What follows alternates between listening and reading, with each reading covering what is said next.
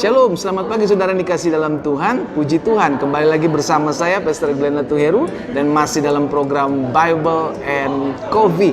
Pagi hari ini kita kembali merenungkan firman Tuhan. Kita mau dan siap dituntun, dikoreksi, diarahkan, dibimbing masuk dalam rencana Tuhan yang ajaib.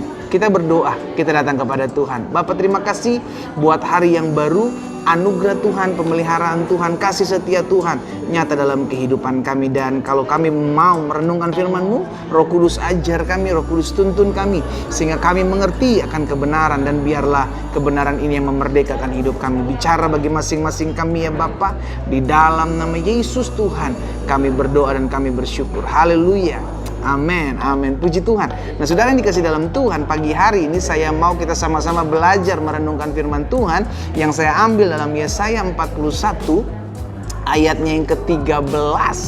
Alkitab bilang begini, sebab Aku ini Tuhan Allahmu memegang tangan kananmu dan berkata kepadamu, janganlah takut, akulah yang menolong engkau. Saudara yang dikasih dalam Tuhan, Tuhan bukan cuma sekedar memegang kita, namun dia juga mengingatkan kita. Jadi ada kalanya kita perlu memegang Tuhan dan Tuhan memegang kita, namun ada kalanya waktunya kita perlu mendengar Tuhan. Kapan kita perlu mendengar Tuhan?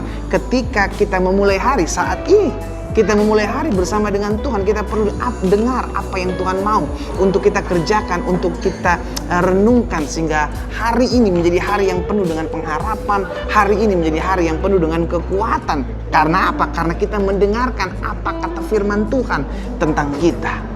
Karena itu pagi hari ini sudah dikasih dalam Tuhan, kita diingatkan bahwa kita memiliki Tuhan yang menjamin kehidupan kita, memelihara kehidupan kita. Jaminannya jelas, Dia memegang tangan kanan kita. Saudara, kita sebagai orang tua, saudara sebagai orang tua, kalau ngelihat anak saudara jalan sendiri, lari sendiri, anak saudara mungkin masih pada kecil-kecil, dan dia mulai lari ke tempat keramaian, tentu kita akan kejar dan kita pegang tangannya. Kenapa? Karena ketika kita memegang tangan anak kita, maka anak kita akan merasa tenang. Demikian pula ketika Tuhan memegang tangan kita, maka kita akan merasa damai, kita akan merasa tenang. Betul goncangan ada di mana-mana, betul hari-hari ini ada penuh dengan tantangan yang terjadi. Namun saudara dikasih dalam Tuhan, kalau kita tahu siapa yang pegang tangan kita, kalau kita tahu siapa yang mengatakan jangan takut, aku menolong engkau, maka saya percaya kita akan menjadi orang-orang yang kuat. Kita adalah orang-orang yang teguh. Dalam Yohanes 10 ayat 28, Yesus bilang begini, dan aku memberikan hidup yang kekal kepada mereka, dan mereka pasti tidak akan binasa sampai selama-lamanya. Dan perhatikan ayat ini saudara, seorang pun tidak akan merebut mereka dari tanganku.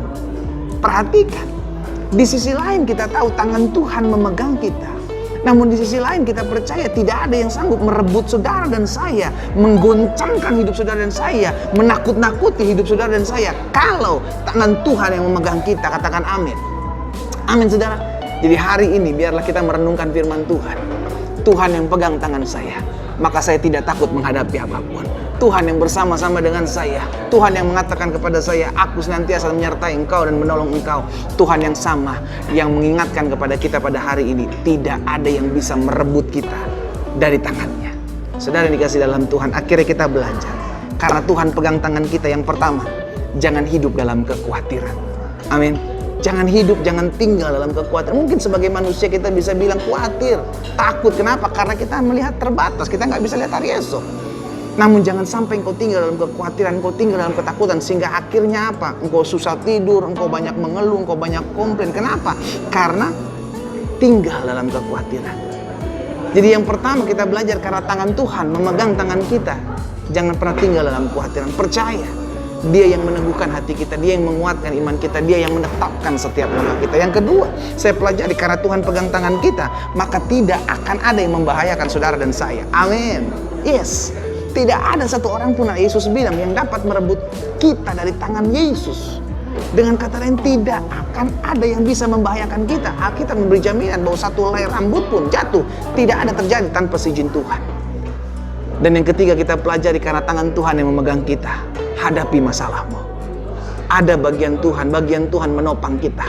Ada bagian Tuhan memegang tangan kita. Ada bagian Tuhan mengencourage, menguatkan, meneguhkan hati kita. Namun bagian kita adalah melangkah. Bagian kita maju, bagian kita hadapi. Kenapa? Karena Tuhan yang memegang tangan kita. Kita tundukkan kepala, kita berdoa. Bapa, terima kasih buat berkat firman Tuhan. Pagi hari ini kami diingatkan bahwa kami tahu Tuhan yang memegang kami, maka kami tidak takut. Kami tahu Tuhan yang berkata kepada kami, jangan takut sebab aku yang menolong engkau. Maka kami siap menghadapi hari ini. Dan kami tahu ketika hari ini kami siap hadapi, maka kami akan cakap menanggung segala perkara bersama Yesus, memberikan kekuatan kepada kami. Bapa, berkati teman-teman Bible and Coffee dimanapun mereka berada.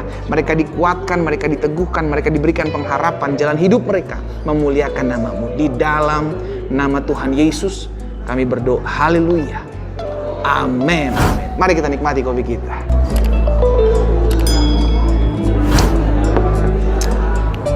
Maju terus, karena tanganmu dipegang oleh Tuhan. Tuhan Yesus memberkati.